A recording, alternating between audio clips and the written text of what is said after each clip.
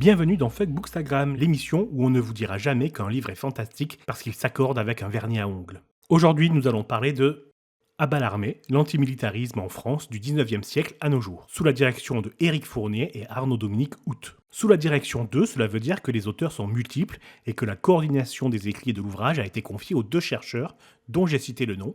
Éric Fournier, donc, maître de conférence, habilité en histoire contemporaine au Centre d'histoire du 19e siècle, à l'Université de Paris 1 Panthéon-Sorbonne, et Arnaud-Dominique Hout, professeur d'histoire contemporaine à Sorbonne Université et membre du même centre d'histoire. Outre ces deux universitaires, les contributeurs sont nombreux, et je ne vais pas tous et toutes les citer. Le résultat est non seulement passionnant, mais très bien réalisé. On passe de chapitre en chapitre sans remarquer une différence dans la qualité de l'écriture.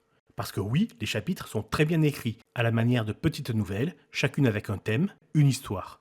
Et on apprend des choses sans s'en rendre compte, et ça c'est quand même super. Il y a une hétérogénéité dans l'écriture, et ce bouquin est très plaisant à lire. C'est important de le signaler, car si vous êtes un grand lecteur d'essais comme je le suis, vous avez forcément en mémoire des livres avec l'écriture typique du sociologue qui alambique sa phrase sans raison apparente. Pas de ça ici, c'est dense, c'est référencé, c'est sourcé, c'est fiable, et surtout c'est passionnant. Le livre lève ainsi un mystère pour moi, celui du mythe, entendu des centaines de milliers de fois dans ma jeunesse, si tu ne fais pas l'armée, tu n'es pas un homme. Cette idée, bien ancrée dans la tête de générations plus anciennes, date du décret du 26 août 1805, établissant les conseils de révision. Depuis cette date et jusqu'en 1965, chaque homme de 20 ans devait se rendre au conseil de révision de son canton pour y être examiné, nu, devant des officiers bien habillés, et être testé pour être ou non déclaré apte.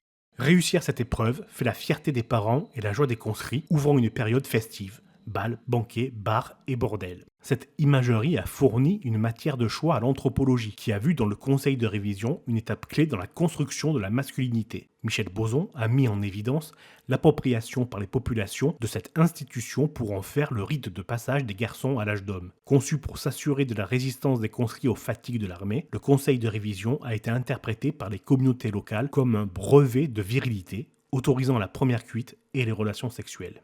C'est Aurélien Lignereux qui signe ce chapitre et qui explique que, au-delà de cet aspect rite de passage, il y a aussi une dimension de domination des bourgeois sur le reste du peuple. Qu'est-ce qui se joue dans ces conseils ? À l'époque déjà, il y avait un tirage au sort pour faire son armée, et ces conseils a été l'occasion de vérifier la véracité des demandes d'exemption. Mais surtout, on y voit des bourgeois, membres du conseil de révision, je cite, scrutant, palpant, commentant le corps des paysans, artisans, ouvriers.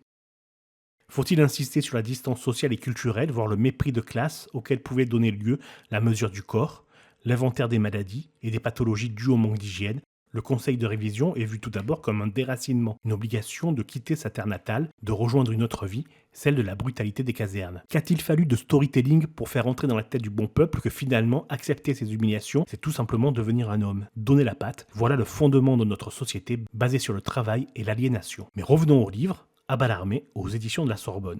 Et à la lecture, on se rend mieux compte des arguments et de leur portée.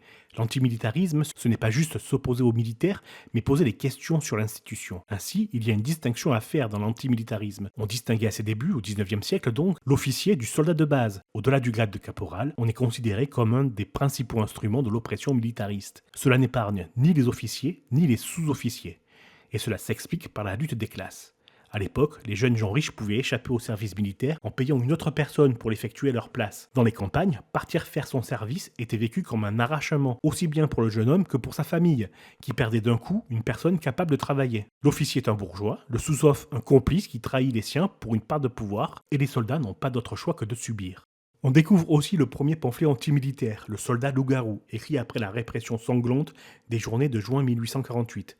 C'est un conte qui raconte comment un homme se retrouve victime de la malédiction du loup-garou. Elle dure 7 ans, comme la durée du service militaire à l'époque, l'oblige à suivre des voies qui lui intiment de faire mal à ses proches, et il ne peut s'en libérer qu'en désobéissant aux ordres. Ce chapitre est écrit par Vincent Robert et il est édifiant. Ce qui est visé là, ce n'est pas le soldat, mais bien le système, l'État. C'est la première apparition d'un premier discours antimilitariste. Le mot n'apparaît dans les dictionnaires que dans les années 1890, mais c'est à ce moment-là, après les répressions de juin 1848, que la pensée antimilitariste se précise et s'organise. Elle ne cessera jamais de s'organiser et d'évoluer, car on le comprend avec le livre, l'histoire du mouvement antimilitariste est étroitement liée à l'époque, à la politique du moment et à l'histoire avec un grand H. Le mouvement peut prendre la forme d'une pensée politique construite, d'une idéologie ou d'une critique de l'armée. Et c'est ce qui fait la force de ce livre. Hormis ses découvertes, c'est l'ambition de ne pas donner une définition fermée à l'antimilitarisme. L'antimilitarisme, c'est le refus de la chose militaire, de l'uniforme, des ordres, mais c'est aussi le refus d'un ordre semi-étatique pour contrôler le peuple, mais c'est aussi autre chose encore. Le livre offre ce panorama complet de l'histoire de l'antimilitarisme et en même temps celui de l'histoire de France et de son rapport à son armée. Le livre est aussi intéressant dans sa mention du pacifisme.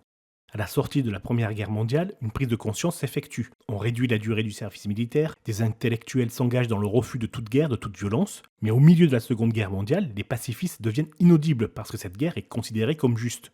L'histoire de Louis Lecoing, anarchiste, antimilitariste féroce, devenu pacifiste à la sortie de la Première Guerre mondiale, prouve la difficulté et la fragilité du mouvement pacifiste. Rappelons que Louis Lecoing s'est associé à Pétain parce qu'il pensait qu'il pourrait faire la paix avec l'Allemagne nazie. Je vous laisserai découvrir son histoire complète dans le livre. Bref, l'évolution du sentiment antimilitariste est empreinte de ses origines jusqu'à aujourd'hui des mouvements de gauche révolutionnaires et de l'augmentation, dans l'opinion publique, de la compréhension de ce qu'il se joue, c'est-à-dire une autre lutte de classe. La disparition du service militaire obligatoire voulu par Jacques Chirac en 1997 en est la preuve. On nous vendait à l'époque, et encore aujourd'hui, avec quelques partis politiques idéalisant une France des années 1950, on nous vendait donc un service militaire comme le seul et dernier lieu où le riche et le pauvre pouvaient se rencontrer sans distinction de richesse, tous logés à la même enseigne. Cela ne pouvait être plus faux. Les riches, les bourgeois, les fils de bonne famille, tous pouvaient soit éviter les services, soit le faire, planqués dans des postes à responsabilité, pendant que le pauvre, lui, était de corvée de chiottes. Alors ok, je schématise, mais pas tant que ça au fond, et on voit bien ici le processus de pensée qui a fait naître les critiques contre l'armée, qu'on a évoqué en début de la vidéo. La boucle est bouclée. Il y a beaucoup plus d'infos dans le livre. Ceci n'est pas un résumé du livre, mais l'interprétation que j'en fais et les réflexions qu'il m'a données. J'ai délibérément survolé certains sujets, mis dans l'ombre d'autres, donc n'hésitez pas à vous en procurer un exemplaire via le lien dans la description ou auprès de votre libraire préféré. Ce texte est subjectif, totalement subjectif et forcément subjectif. Partagez, likez, abonnez-vous partout, les liens sont dans la bio et dans la description de l'épisode. Envoyez des cœurs parce que c'est gratuit ou soutenez-nous via le lien Tipeee. Je n'aime pas les commentaires en règle générale, surtout de ceux qui se pensent plus intelligents que moi. Soyez assurés que je n'en lirai aucun. Mais vous pouvez toujours envoyer un message pour proposer un livre ou des félicitations. Et la semaine prochaine, je vous parlerai d'un autre bouquin. D'ici là, n'oubliez pas, fuck Bookstagram, le seul filtre acceptable, c'est celui de notre esprit critique.